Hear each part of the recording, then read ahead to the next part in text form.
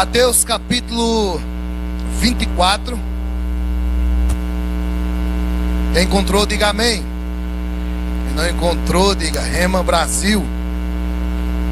No Rema você vai aprender a manusear a palavra, amém? Glória a Deus. Esse capítulo, queridos, Mateus capítulo 24, ele é o sermão escatológico de Jesus, amém? E nós vamos ler a partir do versículo 36, que diz: quanto ao dia e a hora ninguém sabe, nem os anjos dos céus, nem o Filho, senão somente o Pai. Como foi nos dias de Noé, diga, como foi nos dias de Noé, assim também será na vinda do Filho do Homem. Amém. Pois nos dias anteriores ao dilúvio, o povo vivia comendo e bebendo, casando-se e dando-se em casamento, até o dia em que Noé entrou na arca, e eles nada perceberam. Diga, nada perceberam. Até que veio o dilúvio e os levou a todos. Assim acontecerá na vinda do Filho do Homem. Vamos orar? Pai, em nome de Jesus, eu quero te dar graças por essa oportunidade. Quero te agradecer, Pai, pela tua igreja reunida hoje à noite, Pai. A tua palavra diz que o Senhor ama dar galardão àqueles que te buscam. Eis aqui um povo que está te buscando hoje à noite. Que o Senhor possa nos presentear com a tua palavra hoje à noite. Palavra que edifique as nossas vidas, que transforme os nossos corações. Espírito Santo, tu és livre em nosso meio. Cumpre o que te apraz essa noite, para a honra e glória de Deus. Quem crê, diga amém. Aleluia. Como já falei, queridos, um texto muito conhecido da palavra do Senhor, que se encontra em Mateus 24, o sermão escatológico de Jesus. E Jesus, ele está dizendo que nos últimos dias, a geração que antecede a vinda de Jesus, ela era uma geração semelhante à geração de Noé. Amém? E quando nós nos portamos para estudarmos sobre a geração de Noé, olha só o que fala a respeito dessa geração. Não precisa você abrir. Em Gênesis 6:5 diz: viu o Senhor que era grande a maldade do homem na terra, e que toda a imaginação dos pensamentos do seu coração era má continuamente. Queridos, quando nós olhamos para a geração, para os dias de Noé, e quando nós temos esse entendimento de que a geração que antecede ou que precede a volta de Jesus será uma geração semelhante, eu acredito que nós talvez possamos ser esta geração. Pois os dias aos quais nós vivemos, queridos, é um tempo semelhante aos dias de Noé. Você vai ver no texto que o texto diz que eles comiam, bebiam, casavam-se, davam-se em casamento. E eu te pergunto, há algum problema em se casar? Não.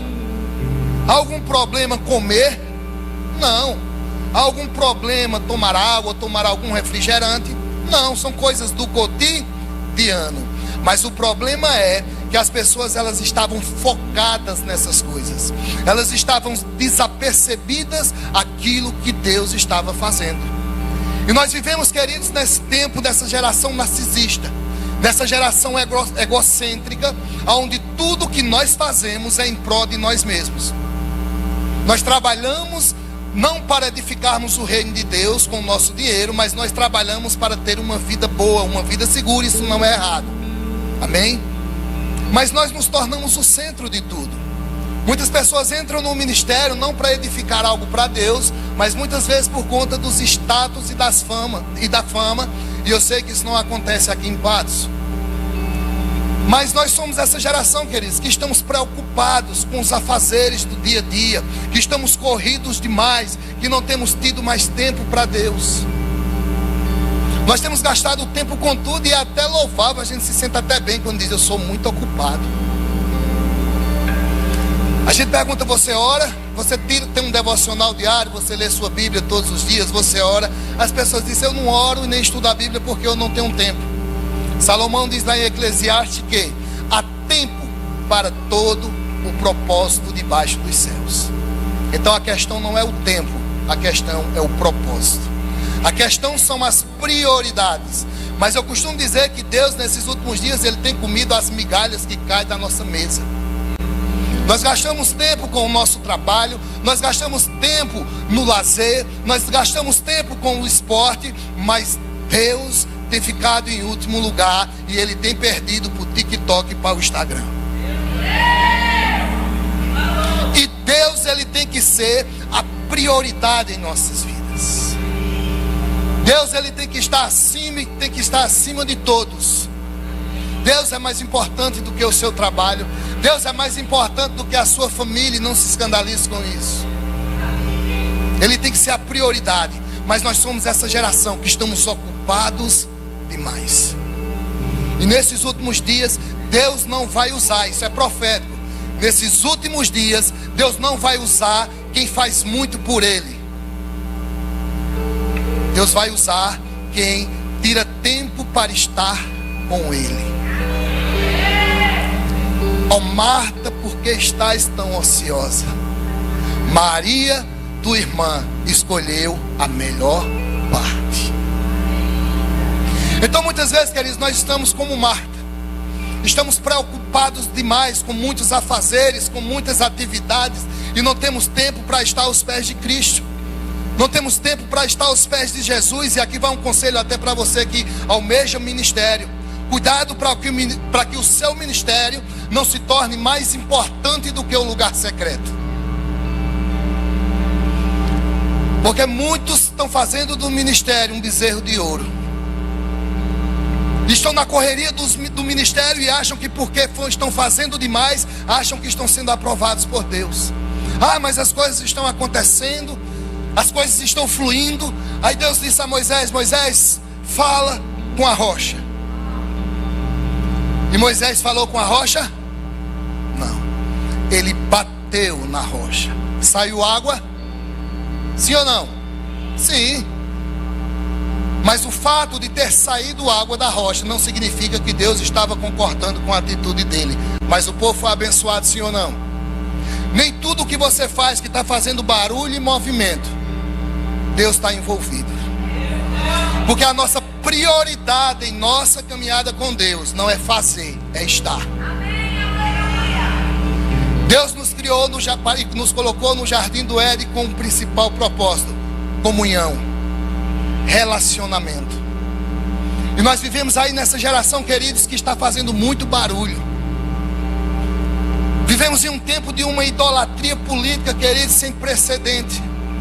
E o que é idolatria? Simplificando, é tudo aquilo que eu gero a minha confiança. É tudo aquilo que eu coloco a minha confiança. É tudo aquilo que eu coloco acima de Deus. Não estou aqui para falar de política, mas eu costumo dizer: se a igreja tivesse se envolvido para buscar Deus, para ver um avivamento, da forma que buscou a Deus, para ver um presidente ser eleito, nós talvez estivéssemos vivendo um avivamento. E deixe-me lhe dizer algo: presidente não muda a nossa nação. Quem muda a nossa nação é Deus. A nossa confiança não está em A, não está em B. A nossa confiança está em Deus. Aí uns dizem: ah, fulano ganhou e agora? Continua do mesmo jeito.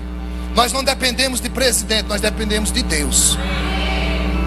E vivemos essa idolatria política. Vivemos em um tempo onde Satanás ele está destruindo as famílias, onde Satanás ele está tentando destruir os nossos filhos, a juventude. Você parou para ver a musicalidade dos nossos dias? Apologia à droga, apologia à bebida, apologia à sexualidade. E certo homem disse certa vez, disse: você quer ver o nível da cultura de uma nação? Veja a musicalidade daquela nação.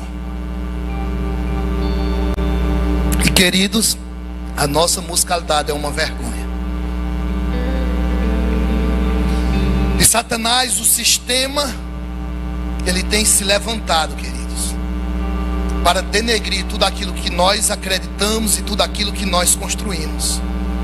E nós somos essa geração, estamos no meio dessa geração, mas eu não quero falar sobre isso.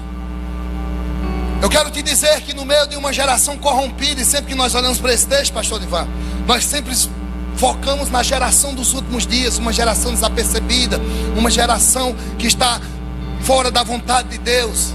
E quando olhamos para a geração, geramos a expectativa do arrebatamento. E esquecemos de observar que no meio de uma geração corrompida havia um homem que estava construindo algo para Deus.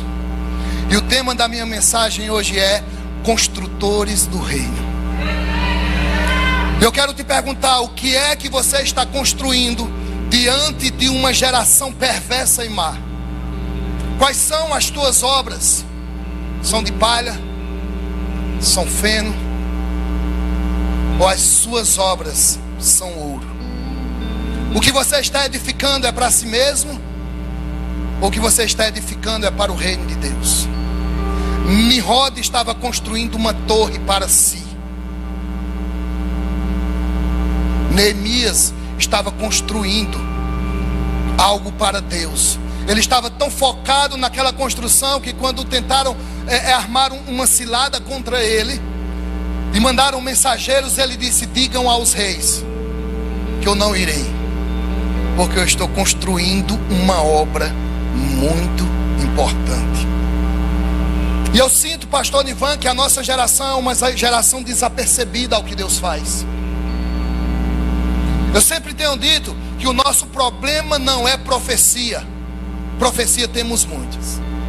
O nosso problema é darmos respostas às profecias, darmos resposta ao cenário profético em que estamos como igreja, para que nós não venhamos ser pegos de surpresa como essa geração. Diz quando eles estavam desapercebidos e não viram, diga, não viram, quando Noé entrou na arca. Diga, mas conosco não vai ser assim. Diga, nós não estaremos desapercebidos. Abra a tua Bíblia comigo em 1 Colossenses, Tessalonicenses.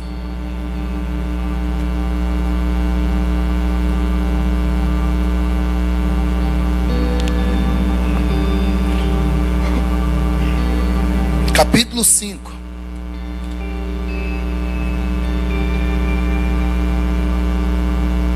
Todos encontraram? 5:2 diz.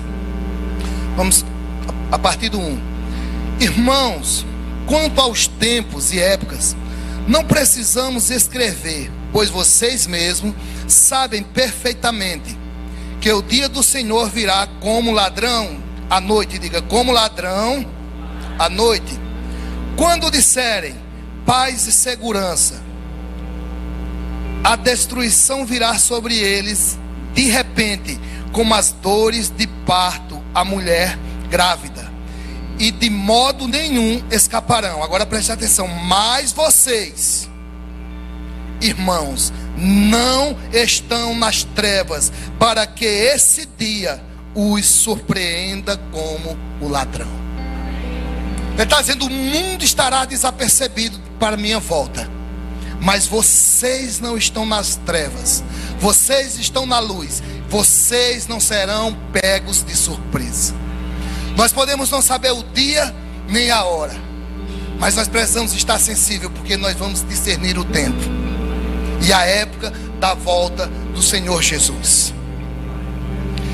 E queridos, nós vimos que no meio dessa geração corrompida havia um homem que não havia se corrompido e que estava construindo algo para Deus.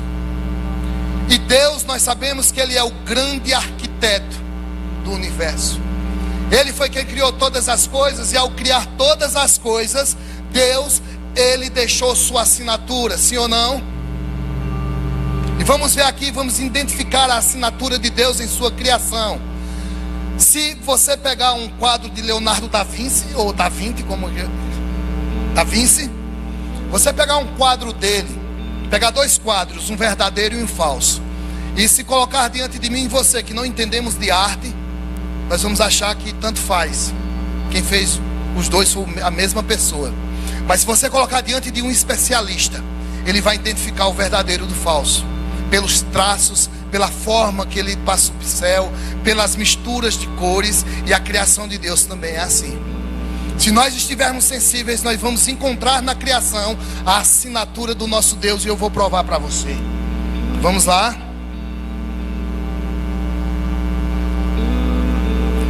Tempo, passado, presente e futuro. Diga 3. Espaço, largura, altura e profundidade. Repita 3. Base da matéria, que são os átomos, prótons, nêutrons e elétrons. Diga 3. Estados básicos da matéria: sólido, líquido e gasoso. 3. Música, melodia, harmonia e ritmo. 3. Homem, alma, corpo e espírito. Deus Pai, Deus Filho e Deus Espírito. A assinatura de Deus está ligada ao 3 em 1. E este Deus, que é o Criador do universo, que é o grande arquiteto, como está escrito lá em Hebreus, Ele incluiu eu e você como construtores do seu reino. Deus é soberano, queridos, para fazer tudo o que Ele quiser sozinho, mas proveu a Ele em sua soberania incluir a mim e a você naquilo que Ele está construindo aqui na terra. Só alguns exemplos na Bíblia de que Deus nos incluiu e que Deus nos usa para construir e edificar coisas para Ele aqui na terra. Só alguns exemplos. Noé construiu uma arca para que o mundo fosse reconstruído. Abraão edificou uma família para que todas as famílias da terra fossem abençoadas. Moisés construiu um tabernáculo no deserto para ser uma réplica do santuário celeste na terra. Davi edificou um reino para ser um protótipo do reino messiânico. Salomão construiu um templo para ser um lugar de conexão entre o céu e a terra. Zorobabel reconstruiu a casa de Deus em Jerusalém, apontando para a glória da última casa, o templo messiânico. Esses homens construíram grandes coisas para Deus. E a pergunta é: o que nós estamos construindo para Deus? Paulo disse: olha, eu lancei os fundamentos, agora cada um construa sobre esse fundamento como quiser, mas Deus vai cobrar de mim e de você. Diga: eu fui chamado por Deus para ser um construtor do seu reino.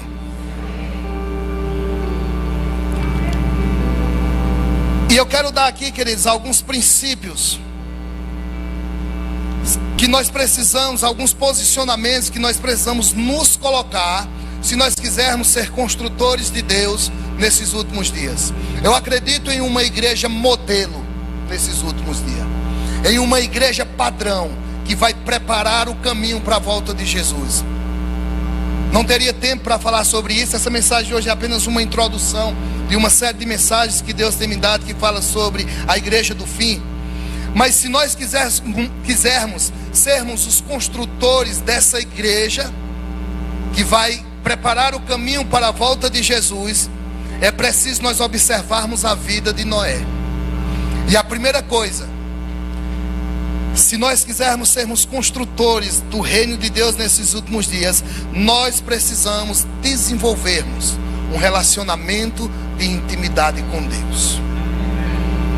Noé, querido, só ouviu a voz de Deus porque era íntimo. Você tem amigos? Você revela seus segredos para todo mundo? Não. Você tem pessoas da sua confiança, pessoas que são amigos íntimos seus. Deus ama nós todos, mas Deus tem amigos. A Bíblia diz que Moisés era amigo de Deus a tal ponto que Deus falava com ele face a face, assim como se fala com o homem. A Bíblia diz que Abraão foi amigo de Deus, isso foi lhe imputado como justiça. Deus ama nós todos, queridos, mas Deus tem os seus amigos, com quem Ele revela os segredos do seu coração. Você pode saber tudo sobre Neymar: a comida que ele come, a roupa que ele veste, o restaurante que ele frequenta. Isso não te faz íntimo dele. Você pode saber tudo sobre Deus, mas se você não desenvolver esse relacionamento de intimidade, é só conhecimento. Por isso que Davi disse: conhecei e provai. Uma coisa é eu saber que Deus é onipotente, outra coisa é eu provar do poder de Deus. Uma coisa é eu saber que Deus é onisciente, que Ele está em todos os lugares. Outra coisa é eu desfrutar da presença manifesta dEle em minha vida. Então nós muitas vezes conhecemos, mas não provamos. Eu posso saber do que a pizza ela é feita e ficar só admirando, mas eu só vou saber mesmo o sabor dela quando eu provar. E muitos de nós estamos assim, conhecendo tudo sobre Deus, mas não provando daquilo que realmente é nosso, do poder que operou em Atos. E nós trocamos o conhecimento, nós trocamos o relacionamento pelo conhecimento. Cometemos o mesmo erro de Adão e Eva, que ele estava no Éden, tendo a oportunidade de todos os dias se relacionar com Deus, mas ele preferiu o quê? O conhecimento. E ao provar da árvore do conhecimento, ele perdeu o relacionamento. E ele foi tirado do Éden. Queridos, a Bíblia não é um livro de Deus correndo atrás de homens correndo atrás de Deus. A Bíblia é um livro de um Deus indo em busca do homem para se relacionar. Deus não brigou com Adão, queridos. Quando Deus procurou Adão no Éden, ele ficou... Querido, você já parou para imaginar essa cena? O Deus criador de todas as coisas, o Deus todo poderoso, esse Deus entrando no jardim do Éden dizendo: Adão, Adão, aonde tu estás? Eu quero me relacionar contigo. Aonde tu estás, Adão? E desde o princípio o propósito de Deus foi habitar no meio do seu povo. Deus diz: eu não habitarei em templos feitos por mãos humanas, eu habitarei no meio do meu povo. Deus fez o Éden, veio habitar no meio do povo. Moisés constrói o tabernáculo, Deus vem habitar no meio do povo. Davi constrói o tabernáculo lá de Davi, Deus vem habitar no meio do povo. Salomão constrói o tabernáculo, Salomão constrói o templo, Deus vem habitar no meio do povo. Emanuel vem à terra, Deus vem habitar no meio do povo. Emanuel significa Deus conosco. Jesus vai, o Espírito desce, Deus habitando no meio do povo. Apocalipse encerra com Jesus descendo para habitar na terra. Novos céus e nova terra, a nova Jerusalém descendo sobre a terra. Então a Bíblia é um livro de um Deus que sempre quis estar no nosso meio, queridos, que sempre quis se relacionar comigo e com você. Jesus, quando chama os seus discípulos, Jesus não chama eles a princípio para um ministério e envia. E Jesus chamou os 12 para estar com Ele. Esse é o nosso principal chamado.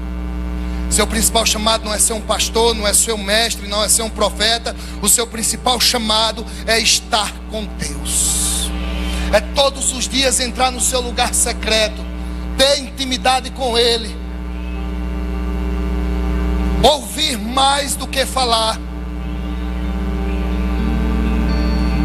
A Bíblia diz, pastor Nivan, que quando Moisés sobe ao monte, ele passa 6 dias, Deus mandou ele subir, ele passa 6 dias em cima do monte, em silêncio, ele e Deus. A gente fala demais, porque nós fizemos Deus de um Deus Papai Noel. Todo relacionamento por interesse. Chega momentos que não vai dar certo. Um dia a multidão buscou Jesus por interesse. Jesus disse: vocês me buscam porque eu dou pão e porque eu dou água. Me busquem não por aquilo que é natural, me busquem pelas coisas eternas. E a multidão, a Bíblia diz, e um por um foram deixando Jesus. Acabou com a igreja dele num dia. Olhou para os discípulos e disse: querem ir embora vocês também? Aí Pedro disse: para onde mais eu irei, pois só tu tens palavras de vida eterna. Precisamos ouvir. Quando Jesus, eu não vou pregar sobre isso, é outra mensagem, mas quando Jesus, pastor Nivo, ele fala sobre o lugar secreto, ele não está falando do quarto. O quarto é a disciplina. Quando Deus criou o tabernáculo ele era dividido em 3 partes, amém? Átrio, que era a parte externa, lugar santo e o santo dos santos. E o homem passava por esses 3 estágios: átrio, lugar santo e santo dos santos, até alcançar o lugar secreto. Alma, corpo e espírito. O meu corpo é o átrio, é o externo, são as distrações. A minha alma é o lugar santo e o meu espírito é o lugar secreto. Então muitos de nós nunca passamos do lugar santo. Muitos de nós paramos na alma. Quando nós entramos no quarto, que é o lugar da disciplina, e começamos a orar, muitas vezes nós não saímos do átrio, que é o corpo físico. É ali onde estão as nossas preocupações, com o que havemos de comer, com o que havemos de vestir. Deus arruma um emprego para mim. Deus, tu está vendo isso, tu está vendo aquilo. Ou seja, preocupações exteriores. Aí quando nós vencemos essas preocupações, nós entramos para o estágio da alma, das emoções, do intelecto, do raciocínio. Deus não está me vendo. Tanto que eu tenho feito por Deus. Deus, os meus filhos, e começa o chororô, começa as murmurações, começa os choros, isso é alma. Mas queridos, se nós vencermos a alma, aí nós entramos no lugar santo. Nós alcançamos o Espírito. O lugar santo não é o quarto. O lugar secreto não é o quarto. O lugar secreto é o nosso espírito, aonde ele se conecta com Deus. E neste lugar eu não peço. Nesse lugar não há tristeza. Neste lugar é onde eu sou fortalecido. É nesse lugar onde Deus revela os seus segredos a mim. É neste lugar, queridos, onde não existe cansaço. Mas nós muitas vezes não saímos do átrio, preocupado com as coisas ao nosso redor.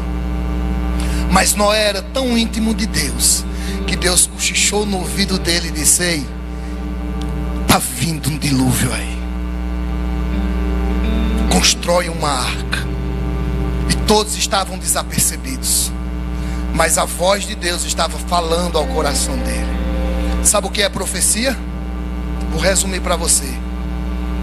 Profecia é traduzir a mente de Deus e os caminhos do seu coração em uma linguagem humana. Então existe essa intimidade com Deus, e a essas pessoas Deus revela os seus segredos. Queridos, olha só que algo forte. Quando os anjos vão destruir Sodoma e Gomorra, eles param aonde? Na casa de Abraão. Alguns dizem que um daqueles anjos era o próprio Cristo. Isso aí é motivo de muito estudo. Mas quando eles estão ali com Abraão, que eles vão saindo, um anjo para e diz para outro: esconderia eu de Abraão o que nós vamos fazer? E o que é que ele faz? Ele volta e conta o segredinho a Abraão. Os profetas profetizando falsas profecias, e Jeremias vai diante do rei e diz: quem de vocês esteve no conselho do Senhor e ouviu a sua voz? Existe um conselho no céu, queridos, onde planos a respeito de patos nesse momento estão sendo projetados. Há um concílio no céu, onde nesse momento planos estão sendo feitos a respeito da sua vida. Mas você precisa estar íntimo de Deus para que você possa ouvir aquilo que Deus tem para essa cidade, aquilo que Deus tem para essa igreja, para que você se envolva no que Deus está fazendo. Amém? Diga, então o primeiro passo é ser íntimo de Deus. O segundo, seja obediente à voz de Deus, ou tenha uma obediência radical. O maior problema da igreja hoje é esse, queridos: a desobediência.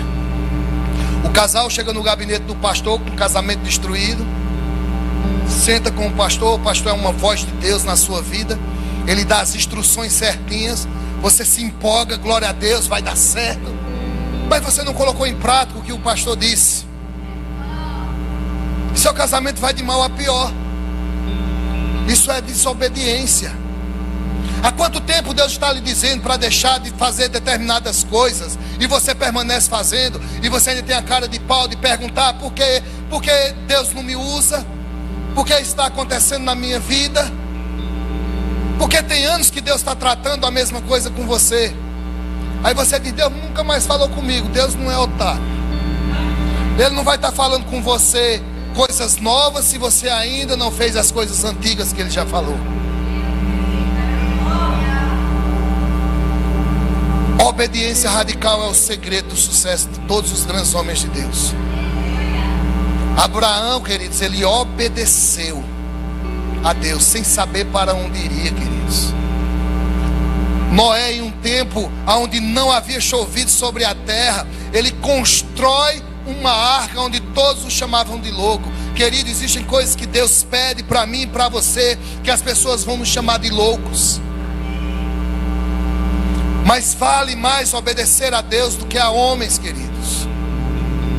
Jesus diz: vocês me chamam de Senhor, Senhor, mas vocês não obedecem à minha lei. Jesus, ele disse: aqueles que amam o meu Pai obedecem a sua voz. Quer saber se você ama a Deus? É um aferidor, obediência. Veja o nível que você obedece a Deus, e você vai identificar se você ama Deus ou não. Abraão, ele sobe para sacrificar Isaac, sendo obediente a Deus. E quando ele vai sacrificar Isaac, Deus pede para que ele pare, e Deus provê um cordeiro, porque no lugar da obediência existe provisão. Queridos, Deus está falando forte no meu coração que aqui existem pessoas que há tempo Deus vem falando para você deixar coisas lícitas. Não estou falando de pecado, mas são coisas que você tem feito que tem te impedido de participar das coisas da igreja. São coisas que você faz que não é pecado, e que talvez o irmão do seu lado está fazendo também. Deus não pediu dele, Deus está pedindo de você, porque talvez o seu irmão do lado, aquilo não prejudica ele, mas prejudica você na caminhada. E Deus está dizendo: deixa, não segura aquilo que eu mandei largar, porque isso pode ser peso na sua vida e você não vai conseguir avançar. Diga: eu preciso obedecer radicalmente. Terceiro, Noé, queridos, em meio de uma geração tão corrompida, Noé, ele permaneceu temente a Deus. Vocês sabem o que é temor? Eu preciso traduzir. Não entenderam a brincadeira? Temor, queridos, é algo muito raro nos nossos dias. As pessoas não têm mais temor a Deus. Nós somos, vamos dizer, talvez os fariseus modernos. O que é um fariseu? O fariseu era uma religião da época. E os fariseus, eles eram homens que amavam a lei, sim, tinham um coração certo. Eles seguiam à risca, mas eles se preocupavam muito com o externo. Por isso que Jesus diz: olha, o fariseu, ele ora em praça pública, eles se vestiam bem. E Jesus, uma vez os repreendendo, Jesus diz: vocês são sepulcro caiado, vocês são ornamentados por fora, mas por dentro vocês estão podres. Vocês dizem para não roubar, mas vocês roubam. Vocês dizem para não matar, vocês matam. Vocês colocam um fardo pesado sobre os ombros das pessoas. Vocês nem entram no céu e impedem aqueles que querem entrar. Ele estava falando de uma vida de aparência. Por que eu estou dizendo isso? Porque não adianta ser crente na igreja e em casa maltratar os filhos. Não adianta ser crente e tratar sua esposa bem em público e em casa você a maltratar, talvez até bater nela. Não adianta, queridos. Eu tenho dito, pastor, não se impressionem com performance no altar. Se impressionem com a pessoa quando ela estiver fora do altar. O estilo de vida que ela vive, a forma como ela se comporta nos ambientes, a forma como ela trata o sexo oposto, a forma como ela trata as finanças, a forma como ela trata os filhos. Porque Sansão era ungido, fez grandes feitos, mas dormia nos braços de Dalila. E quantas pessoas estão na igreja, até usados por Deus, mas dormem nos braços de Dalila. Mas a Bíblia diz: e não sabia Sansão que o Espírito do Senhor não estava mais sobre ele. Peraí, quer dizer que Deus pode usar alguém em pecado? Sim. Lembra daquele texto que muitos dirão naquele dia: Senhor, em teu nome expulsei demônios, curei enfermos, profetizamos, fizemos sinais e maravilhas. Jesus, aparta-te de mim, eu não te conheço. Então, queridos, nós temos que ter esse zelo de termos temor a Deus, não só na igreja, mas na nossa casa. Porque o Deus que está aqui é o Deus que está na sua casa. É o Deus que vê o que você está assistindo na internet. É o que Deus vê o que você está vendo no seu celular. Ele está lá. Então do que adianta você temer aos homens e não ter temor a Deus, que pode lançar a nossa alma no inferno? Nós devemos gerar temor. Mas sabe qual é o nosso problema? Estamos preocupados com a reputação e não com o nosso caráter. O que é reputação? O que as pessoas vão pensar a meu respeito. E o que é caráter? O que eu sou quando ninguém está me vendo. Leonardo Ravenhill, um dos grandes profetas dos Estados Unidos, ele disse certa vez: cada um de nós carrega 3 pessoas. A pessoa que eu penso que eu sou, a pessoa que as pessoas pensam que eu sou, e a pessoa que Deus sabe que nós somos.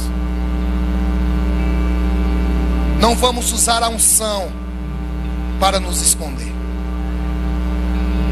A Bíblia diz que havia um general chamado Naamã. Naamã era um grande guerreiro de guerra, tinha uma linda armadura. A Bíblia diz que por meio de Naamã vieram muitas vitórias para a Síria. Mas a Bíblia diz, no entanto, Naamã era leproso. Por baixo daquela armadura, por baixo daqueles grandes feitos, havia um homem doente, havia uma lepra no seu corpo. E quantos muitos estão subindo no altar, revestidos com uma armadura, mas que por baixo dessa armadura existe lepra. As pessoas se impressionam com seus grandes feitos, as pessoas se impressionam com a forma como você prega,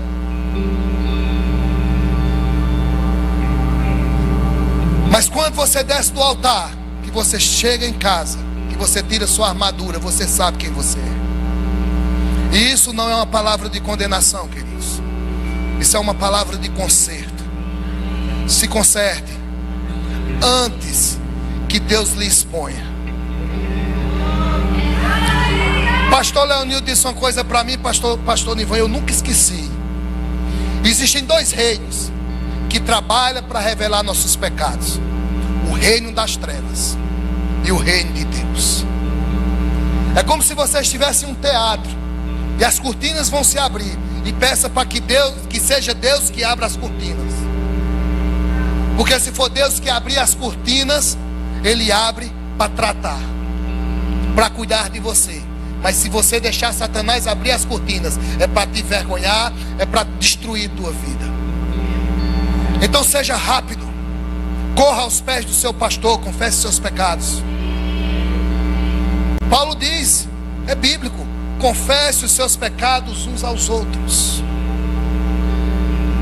Confesse os seus pecados uns aos outros, queridos.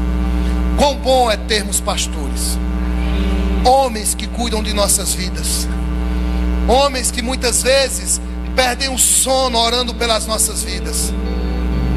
Eu vi certa vez um homem dizer: enquanto alguém estiver correndo atrás de você, dê glórias a Deus, mas quando eles deixarem de ir atrás de você, se desespere.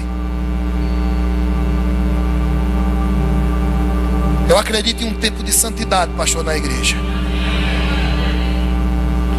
É um tempo de santidade no nosso meio. Você pode até achar isso forte, mas eu vejo como uma grande onda vindo sobre essa igreja. Você já viu um tsunami, pastor Nivan? O tsunami, quando ele vem por debaixo da terra, ele vem arrancando pedras, ele vem arrancando tudo, e toda impureza, toda sujeira do mar, ele expõe, pastor. E esta unção está vindo sobre essa igreja. Aquilo que está em oculto será revelado, não para vergonha, porque Deus não envergonha ninguém, mas para você vir para perto. É melhor você ficar sentado durante um ano do que estar subindo ferido, machucado. Leonardo Ravenhill, ele dizia que um ministro em pecado é como um sino batendo, é como um lata velha fazendo barulho. Às vezes a gente trilha pelo caminho do pecado e as coisas estão acontecendo, você prega, você profetiza e diz: Deus está me usando. Mas lembre-se que Deus rejeitou Saul, e o fato de Deus ter rejeitado Saul não fez com que Deus tivesse tirado a unção dele. Por que você diz isso? Porque lá na frente, Saul rejeitado por 2 vezes, Davi foi matar ele, teve chance de matar e disse: ai daquele que tocar no ungido do Senhor. Então, fato, queridos, você está andando você encheu sua botija, né, durante um tempo, mas chega um momento que a botija esvazia. Sansão já tinha lutado contra os filisteus várias vezes, e quando Dalila disse: Sansão, lá vem os filisteus, a Bíblia diz que ele se levantou-se e disse: não se preocupe, como das outras vezes eu os destruirei. Aí tem um versículo abaixo que diz: e não sabia Sansão que Deus não era mais com ele. Cuidado para que Deus não te rejeite, como rejeitou Saul. Tem um texto em Romanos, pastor, que me causa tremor e temor. Deus castiga as pessoas, Deus castiga, Deus coloca doença. Esse não é o Deus que nós cremos. Nosso Deus, o maior castigo que Deus pode nos dar, queridos, é o que está lá em Romanos: e Deus os entregou às suas próprias paixões. Esse é o maior castigo que pode vir sobre as nossas vidas. É Deus tirar o pé do freio e dizer: vai, faz o que tu queres de tua vida. E nós vamos nos tornar pessoas depravadas. E Deus os entregou às suas paixões. Amém? Diga: eu preciso ter temor.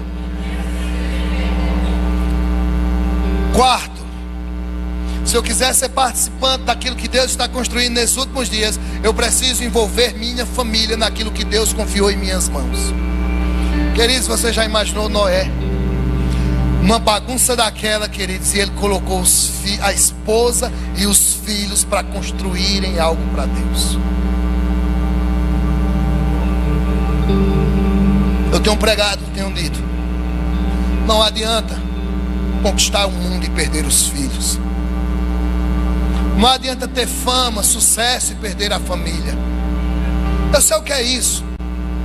Talvez eu aprendi a valorizar da maneira mais errada, ou da maneira mais difícil. Mas eu quero te dizer, queridos, que o maior bem precioso que nós temos não é o ministério. Nosso maior bem precioso não é nosso trabalho, é nossa família.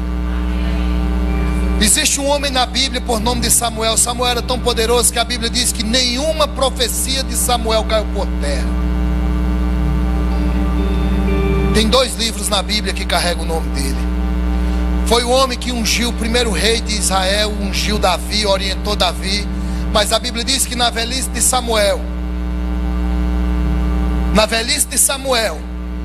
os israelitas o convocaram e disseram: Samuel, nos dá um rei, pois teus filhos não seguem teus caminhos.